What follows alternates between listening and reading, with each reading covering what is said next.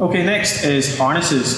Pexel are definitely the biggest manufacturer for rope access equipment out there, and the Pexel Avio is one of the most popular harnesses, very widely used. There's different sizes, make sure you get the right size that fits you. You've got size 0s, 1s and 2s, 2s being the biggest size. The Avio's full body harness, and it's not a climbing harness, it's definitely rated for industrial rope access use. You don't want to be using climbing harnesses, they're much lighter and they're not as robust. Astro is the newer version from Pexel, and this has been getting some mixed feedback. I don't think it's as good as the Avio. Some people say the Navajo is even better, which was the one before the Avio. So there's different harnesses out there.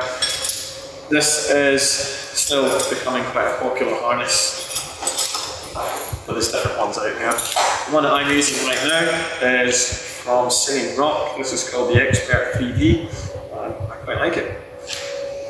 Next, we have Carabiners. This is a single action carabiner, and that's for climbing. I'm not going to be using something like that in rope access. We want a minimum of a double action, which generally tends to be screw gates. That's your two different actions there. We also have triple action carabiners. A bit more fiddly, not as widely used, it's still very popular for rope access.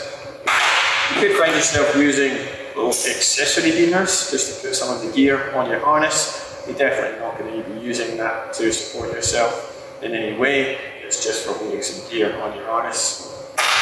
Carabiners come in many different shapes. We've got slightly larger ones that can be used for supporting more gear.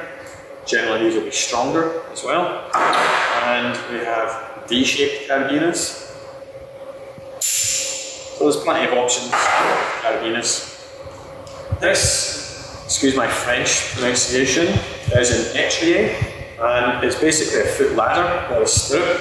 It's just another option for a foot loop. You can clip that into your hand jammer, and it just gives you more places to put your feet. A piece of climbing equipment really that we just often use in rope access. Now all this gear is going to be attached with anchor lanyards, and we call them cow's tails, so don't call them anchor lanyards, you'll get funny looks. You can see everything's attached to the harness so that we're not going to have any dropped objects, and when we're actually using things like the duck, then we need this anchor lanyard or cow's tail as part of our attachment points. This is dynamic rope, so it's more absorbent, more stretchy than the low stretch rope that we use to actually climb off of. You do want to limit the length of the cow's tail so you're not going to have any excessive fall. Watch when you're putting it on your harness, just so that you're not going to get tripped up when you're going up and down the stairs. These cow's tails tend to be cut to certain lengths depending on the company that you're working for, and about 2 meters should get you the length of rope to be able to cut something.